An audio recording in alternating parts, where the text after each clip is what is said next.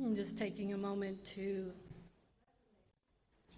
in the sound that comes after the song. Thank you. It's my aura, it makes the electronics go. I'm just kidding. But it's a really beautiful thing about the music that was just offered, the way that it integrated the experience of the early part of the service, and then hearing the tender joys and concerns that were offered, and feeling the sense of gathering together with the silence and the parts of ourselves that are held inside of our hearts that we don't necessarily share out loud. So the vibratory quality of the music is something that is offering something deeper than even the words themselves or the surface sounds. So some of the things we'll be considering today have to do with that. I'm going to share a reading. This reading is from a text called the Vijnana Bhairava Tantra. This is a text from about 700 Common Era is the estimation of its provenance. Dissolve the mind into steady silence. As a result of the progressive melting, refinement, and subtilization of the activity of the mind, as it settles and becomes absorbed in the great emptiness, the intellect and interior awareness space becomes stable and resolute, and there arises an extraordinary, steady, and unwavering state. So this beautiful text describes many experiences, stages, and results of deep meditation, and references this experience of locating something deeper within, a peace and a stillness that arises as a result. So it's good, so good to be here with each one of you today. I'm Karen Fonts, and I'm very glad to be offering this talk. As some of you may know, I've been practicing a type of daily meditation called Nilakanta meditation since 2009, and I received my authorization to teach this practice in 2017. My meditation teacher is named Paul Muller Ortega, and Paul is a retired scholar of Indian philosophy and a translator of Sanskrit texts. He actually spoke here in 2017, and some of you may have attended that talk. Paul has been meditating since he met his first meditation teacher as a 17-year-old undergrad at Yale. And Paul's extraordinary life of practice, examination of the traditional texts and teachings, and particular way of viewing and articulating the results of deep meditation have been extremely impactful on my life. At the same time, I hasten to add, Paul is not a guru, and he makes no claims about his personal attainment. He simply has witnessed and experienced, after 60 years of meditation and decades of scholarship and teaching, the potency and transformation that results from the practice. Paul founded his school in 2006 and called it Blue Throat Yoga. It's named after an evocative myth from the Puranas depicting the journey of meditation. The practice of Nilakanta meditation is a householder practice. You don't have to own a home to have the practice. It means that you're living in the world. It's suitable for people living in the world as opposed to people on a path of renunciation, in which one's disposition and orientation toward life is of transcendence rather than an immersion into life. Nilakanta meditation is taught in a course that transpires over 2 separate sessions.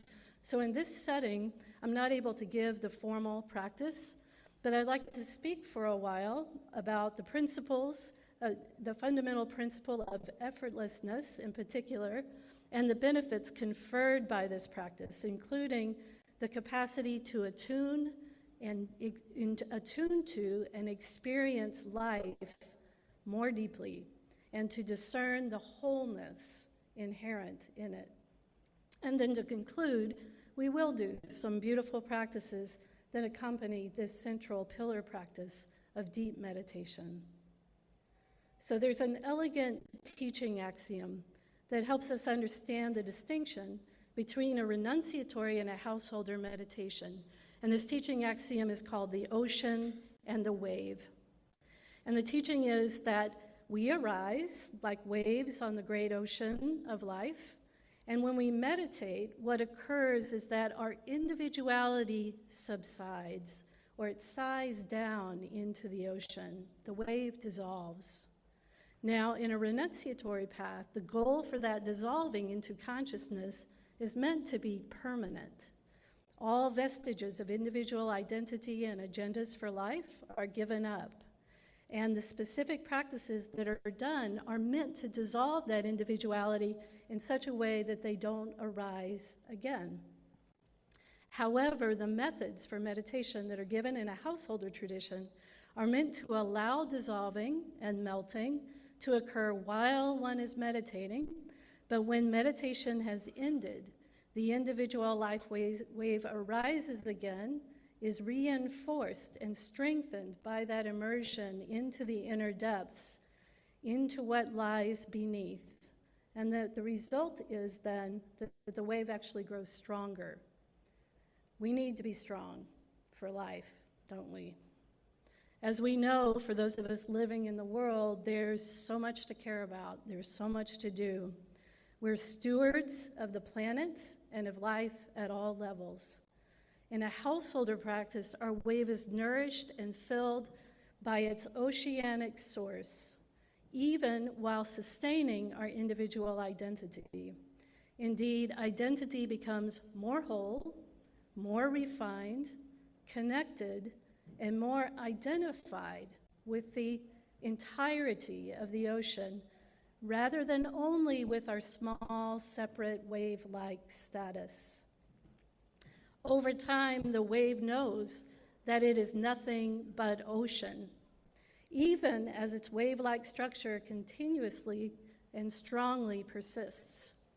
And just as waves are never separate from the ocean, as the children said themselves, they are also not separate from each other. So the vantage point that grows under the influence of a deep daily meditation practice is that of an increasing unity with all of life. Now, it takes effort to be a householder in the world, as we know. There is never an end to the responsibilities and interests and joys and challenges in life. But very interestingly, this process of deep meditation in the householder tradition is effortless. Effortless. This is elaborated on in great detail in the medieval texts of Kashmir in northern India. This notion of ayatnata. Ayatnata, it means effortlessness. After my experiences earlier in life with meditation practices that were austere or difficult, this was extremely appealing. Now, success in having a meditation practice, it cannot be denied, is primarily about showing up. And this takes a certain effort, no doubt. But once I sit down for my practice, effort is released. The principle of effortlessness, as taught in this tradition, is governed by mutually influencing factors that have to do with the nature of the mind, the nature of the body, which, by the way, are both changeable features. We know each day when we get up, our body's a little different, our mind's a little different. That's variable. But then there's this easeful addition of the meditation method that has been given. This combination of factors is what determines our experience in meditation on any given day. And that's it. It's not about skill, luck, disposition, belief, culture, language, capacities, being spiritual, or anything else. You show up, you do your practice as instructed, you release the effort of trying to control or vanquish your thoughts or manipulate the experience of your practice in any way, and it just unfolds. So what is the nature of the mind? It's a very interesting subject that the tradition takes up. The Indian tradition loves to categorize, and it gives a prevailing quality to many features of reality, such as the inherent nature or swabhava of a fire is its heat. The inherent nature or the swabhava of a flower is its perfume. This tradition then asserts that the inherent nature of the mind is to move toward more. The mind is expansive. It is said to be like light in how it moves to flood a space with its presence. Whatever the mind is investigating, it floods with its awareness to discern the details and the nature of that object. We have each experienced the deep satisfaction of having the mind absorbed in something that it enjoys, something that nourishes it. Typically, these are external events, such as being captivated by some music or losing oneself in an absorbing task in which all of one's attention is engaged, laser focused on one's work or creativity or investigation. When this happens, we know time stops. We experience a finality. And awareness of the body and any external stimuli are subsumed into that unitary experience. This householder tradition is neither body nor mind negative. This expansive quality of the mind is a beautiful human gift, and also the body is a beautiful human gift.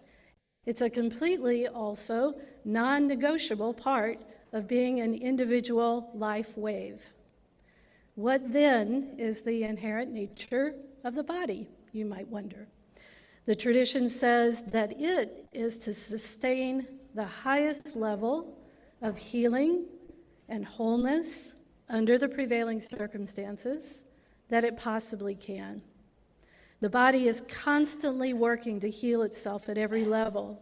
Our physical health and functionality of critical systems, but also the emotions and the mental states and our complexion and everything else that Elizabeth spoke about are beneficially impacted by the addition of the meditation practice. This healing value, incidentally, is called soma, S-O-M-A in Sanskrit, and we'll take that up a little later as well. So the Indian tradition, incidentally, does not distinguish between the body and the mind with a hard division between them. Instead, it says that they're like two sides of the same coin. Whatever happens at the level of the mind is mirrored at the level of the body, and vice versa. A deep practice of meditation has, as part of its agenda, this highly beneficial process of healing our inner patterns of contraction, past pain and loss, physical imbalance, addiction, resentments, and the layers of fear, anxiety, and depression that we may carry. Through these are gradually but persistently released. Just as the ocean supports the wave, what lies beneath this outer structure of our individuality supports the functionality of our body, mind, emotions, all that makes us human. The tendency of the mind to move toward more, to be absorbed, allows us to be drawn inward now on a naturally occurring, interiorizing current of attention. We experience in that traverse that what we locate is still us, but it's just a subtler, quieter version of us. It's a little bit more ocean than it is wave-like. This interiorizing current by the vibratory nature of the practice that has been given and used properly. Then the body becomes restful. And as it follows the mind into a state of inner absorption, it begins to heal itself more efficiently, releasing the backlog of fatigue and its archives of pain and injury naturally and automatically. And this is the soma value at work. So rather than fighting the nature of the mind and the body An effortless meditation practice harnesses their nature and the mind's tendency to move toward the increasingly potent spaces, and where it is eventually deeply absorbed into a space that's vibrantly alive and nourishing. It's not boring. It's not like an empty warehouse and you're just sitting around in the dark. It's very, very beautiful there. And then it's highly satisfying. Through this process, we eventually become freer of the patterns and reactivities that arise. And what results is a clearer and stronger version of who we naturally are, just like the seed that has that internal programming determining that fruition inside of us. Who we naturally are is what is being enhanced. Suddenly, we can begin to recognize ourselves in a higher capacity for creativity, for insight, compassion, problem solving. So having and doing an effortless householder practice of deep meditation permits us to look beneath, to see oneself, to see life, and to see into others from a perspective of greater wholeness. Then as we become enculturated to that inner space, our identity, more and more, begins to take up residence at that depth, in a place that is less changeable, not governed in the same way by the weather patterns on the surface of the ocean of life. It's a refuge, but it's not a hideaway. Whatever work we do in the world is fed by the engine of daily meditation. When I first learned my practice, someone in the audience with my teacher Paul raised their hand and said, you know, Paul, I'm not really all that interested in all of these nuances about the Indian tradition. I'm just an accountant. And Paul looked at him and said, you know, if you're an accountant, your meditation practice will make you a really good accountant. And what he was referring to is this capacity to look deep and to really start to holistically imbibe or understand whatever it is we give our attention to. This is the nature of a householder practice, the increasing capacity for clarity of thought, clarity of speech, and a higher discernment for spontaneous right action. And ultimately, these capacities are highly protective of us. In seeing deeper and seeing more clearly, we can discern what to say, what not to say, what to do, what not to do. And this stance of freedom protects us from the difficulties that arise from thoughtlessness or carelessness or a reactivity that's arising from the past. As mentioned, the tradition that describes an effortless meditation practice is more than 1,000 years old. The texts that I study in my school and the teachings that have been handed down through the wisdom streams are very beautiful, and this is all very meaningful to me, and I hope to immerse myself in it for years to come. It's necessary to a degree for anyone who practices meditation to understand a little bit about how and why the practice works, just so the person can correctly interpret and also cooperate with what arises in a life practice. That said, my school, these teachings are not merely an academic study or an homage to an ancient way of being, and only some of the great number who practice take up the study in the way that I have. I'm kind of a geek about it. I don't apologize. But if you want to look for a normal person who does this meditation practice, please say hello to my husband. He's coming up on his 10th anniversary of practicing Nilakanta meditation with me, and he's a perfectly normal guy. I think we can all agree. So if you're nervous, you can talk to him. As stated, it's not about something external to us. It's not about adopting a religion. It's not about mood making. It's not about dress up or simply recreating feel-good experiences. And don't get me wrong, my meditation does make me feel good for all the reasons that I've already described, but it goes way beyond a temporary high. The practice of meditation isn't contingent on belief, language, culture, dress, diet, or belonging to any organization or group. Anyone from any walk of life who dedicates themselves to the daily regularity of practice, some days cheerfully, some days grumpily, inspired, or full of doubt. If they can stick with it, the deepening happens, and whatever naturally lies latent in the seed of their individuality waiting to express can come to its fullest fruition. And while some will argue that meditation is time wasting when there's so much to be accomplished in life, for me, my practice is what allows me to accomplish. It's where I reset my nervous system. It's where I rest in the depths before each day begins. It's also really about having a method of clarification and transformation of my human condition, a path to becoming the best version of myself possible. After many years of practice, which I know is nothing compared to some, I have a familiar perspective on the contours of my inner workings, the patterns and the struggles that have been healed and refined, as well as a compassionate lens on what is still being worked on. My personal experience, borne out in the laboratory of my own deep practice in life, gives me the certainty that if I persist, it will only deepen.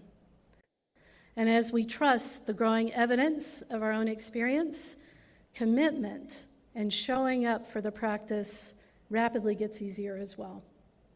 Life has its seasons, and so has any endeavor, including meditation practice, done for a long period of time. And we know that perspective and maturity grow when we commit to something meaningful and long-term. So we're now going to proceed to a sequence of practice, and as I explained earlier, the central meditation practice today isn't being offered, but in lieu of that, I've chosen from some practices that are from the same tradition and use the same elegant principles. We're going to do a practice in 3 parts. They will be sung, and then intoned, and then silent, to experientially feel a deepening of what is surface to what is subtler. So let's begin.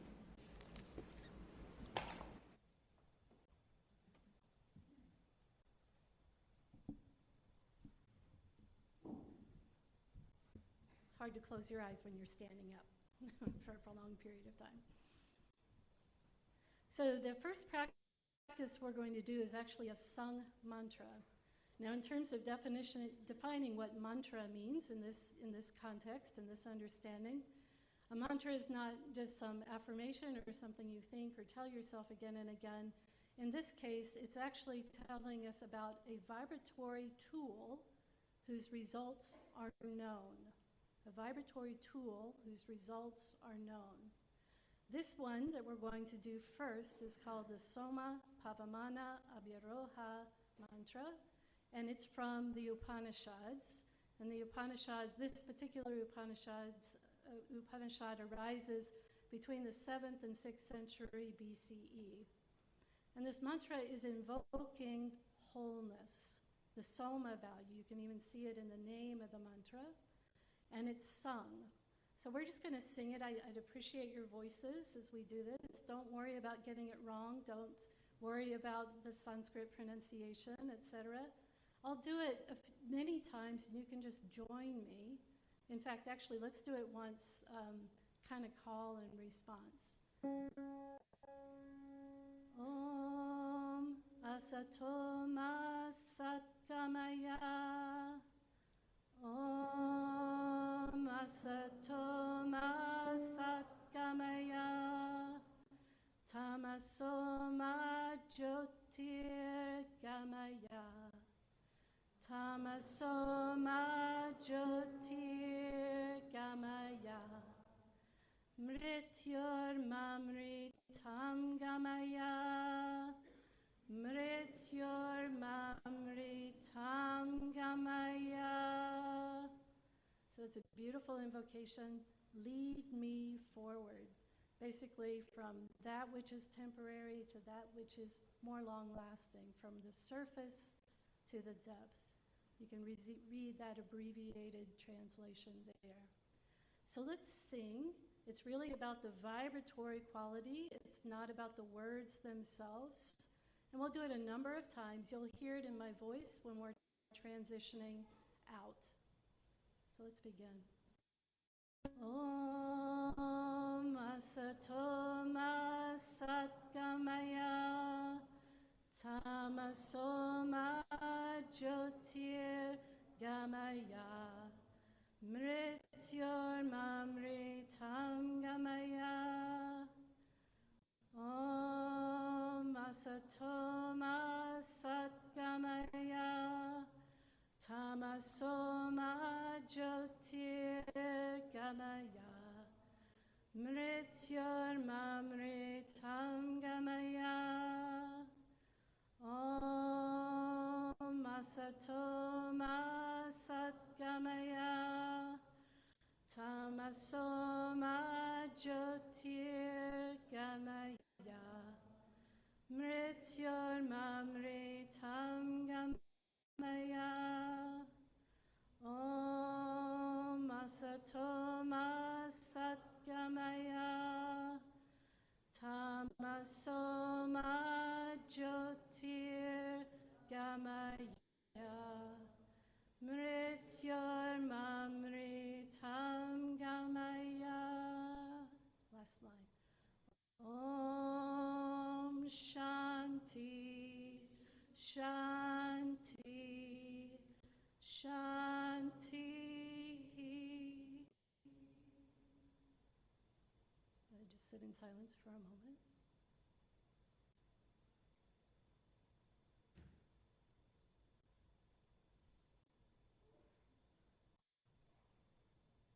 Now, beautiful nectar mantra, invoking wholeness, wholeness. So the second practice we're going to do is an intoned mantra, and we're going to repeat it as part of a visualization in which we're creating a sphere of wholeness and protection as we do it. So the mantra itself, Om Hrim Namah Shivaya, Namah Shivaya, Om Hrim. These are ancient and really famous mantras, and when combined in this way, they're actually invoking both the feminine and the masculine principle. The Om Hrim is the feminine, the Namah Shivaya is the masculine. And as we do this recitation, we're going to do it a total of 11 times, and with each recitation, we're going to go in a different direction. You don't have to move your body. You're just moving your awareness to the front, to the right. I'll mirror to the right, to the back, to the left, infinitely below, infinitely above, and then 5 times in the middle. Okay? So let's give it a try. In the front, Om Hrim Namah Shivaya, Namah Shivaya, Om Hrim. To your right. Om Hrim Namah Shivaya, Namah Shivaya, Om Hrim. To the back.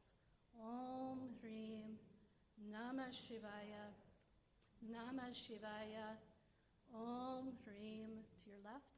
Om Hrim Namah Shivaya, Namah Shivaya, Om Hrim. In the center. Om Hrim Namah Shivaya, Namah Shivaya, Om Hrim. Om Hrim Namah Shivaya, Namah Shivaya, Om Hrim. Om Hrim Namah Shivaya, Namah Shivaya, Om Hrim. Om Hrim Namah Shivaya, Namah Shivaya, Om Hrim. Om Hrim Namah Shivaya, Namah Shivaya, Om Hrim. You can rest now.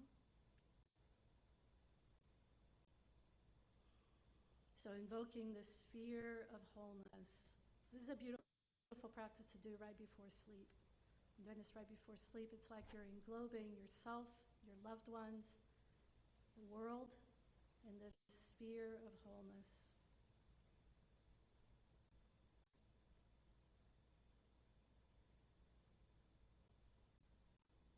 Very good. So the last practice we'll do is silent. And in this silent practice, we're going to be reciting, it's on the third slide, we'll be reciting this nectar of wisdom mantra, Amrita Guru, Amrita Guru. So Amrita here is a synonym for soma, or that wholeness value. It also means nectar. It's very beautiful, like you're bathing yourself in nectar. And then Guru here is not referring to a person, a embodied teacher. It's referring to wisdom, or maybe teacherliness that exists in reality. So when we're doing this practice, there's a little focal point of attention, and that attention is right at the center of the forehead. So somewhere between the hairline and the bridge of your nose, and somewhere between your right and left temple, you're just going to locate a very gentle, sweet spot, something that's attractive when your eyes closed and easy for you to rest your attention there. This isn't a hard focus. The principle of effortlessness applies here as well. You don't have to concentrate. It's just a very sweet alignment with this center point here. As we do the recitation, we are simply invoking this higher part of ourselves and the downstreaming of the nectar of wisdom. So we recite the mantra 2 times silently, and then there's a pause. And then at a certain moment, we recite it again 2 times, and then we pause. And then we recite it again 2 times, and then we pause. So let's just try it. I'll be saying the words so that you can remember what to say in your mind, but it is a silent practice. So closing your eyes, allowing your attention to gently rest in this sweet spot right in the center of the forehead and the subtle body. This is the juncture point between individual, wave, and ocean. And we just pick up the mantra, Amrita Guru, Amrita Guru. We just say it silently. And we pause for several moments. Amrita Guru, Amrita Guru. In the recitation of this mantra, it's like we're standing on the brink of a chasm, and we're calling across the chasm to the other side, to our higher self, to what lies beneath. And there may be an answer you can just see in your own practice. Amrita Guru, Amrita Guru. And we'll just sit in silence for a couple of minutes in which you can recite twice and then pause, recite twice and then pause. Let's begin.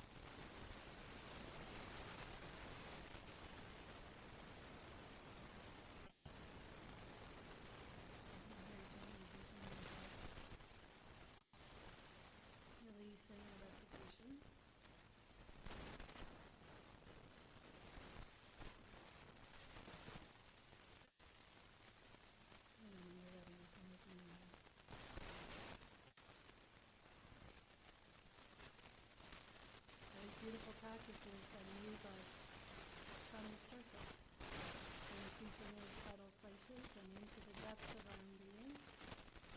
Everything is meant to help us be effective and to see deeper into life.